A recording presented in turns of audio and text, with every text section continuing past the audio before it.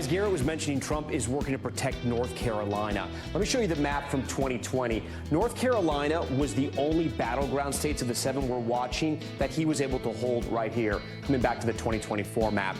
Now, the Harris campaign is zeroing in on what they see as their most direct path, the blue wall. These 3 Rust Belt states, Pennsylvania, Michigan, and Wisconsin. They voted together for Democrats in 7 of the last 8 presidential elections, and they carried Joe Biden to the White House in 2020.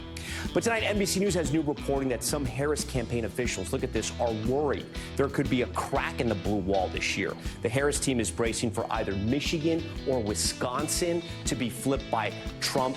If that happens, that would make her road to the White House more difficult, but not impossible. Tonight, we're going to walk you through the paths to the White House, and there are several, but we're going to walk you through the main paths for both candidates to talk about what could happen on election night. So let's talk about Vice President Harris, right? First off, her easiest path is if she can maintain that blue wall that Joe Biden rebuilt in 2020. So she holds Pennsylvania, she holds Michigan and Wisconsin. Look at the number right there, 270. She's headed to the White House. But if something were to happen, like if she were to lose Pennsylvania, then she has to win North Carolina or Georgia, and then she can head out west. Either Arizona or Nevada puts her over the top. But if she were to lose 2 battleground states, like, say, Michigan, and she just holds Wisconsin, she has to flip North Carolina, she has to win in Georgia, and then she can go out west and she can win there. And if she were having a very bad night on election night, say the blue wall just collapses, right? She loses Wisconsin, she loses Michigan, she loses Pennsylvania. That means she has to win North Carolina, she has to win Georgia, she has to win Arizona and Nevada, she has to win in the East, and she has to win in the West. Again, that's going to be a very rough night for Democrats if that happens, but that's a path for her. Let's talk about Donald Trump now, the former president. He won in 2016.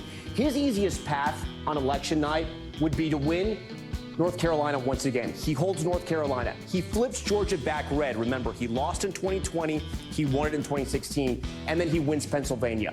This East Coast strategy, it takes him to 270. But if he can't win Pennsylvania, and remember, all eyes are in Pennsylvania, 19 electoral votes, the most money and the most time spent by these candidates. If he says he wins Michigan and he holds North Carolina, flips Georgia, all he has to do is win Nevada or Arizona, one state out west. If it's Wisconsin that he wins and he loses Michigan and Pennsylvania, it's a little trickier because the math doesn't add up. He has to hold North Carolina, Georgia. He has to win in Arizona and then Nevada as well, and that's one of the paths that he can get to get over there. The final path, and this is kind of a strange one, is if there would be a tie. And yes, there could be a tie. Let me walk you through how this would happen. If Harris wins the blue wall, she wins Wisconsin, Michigan, and Pennsylvania, she gets to 270. So you're going to say the race is over. Sort of. Watch this. If we go to Trump and we give him the states out west, Nevada, Arizona, Georgia, and North Carolina, 268. He's still 2 electoral votes short. So what happened? Let's go to North. You see Nebraska here in Maine.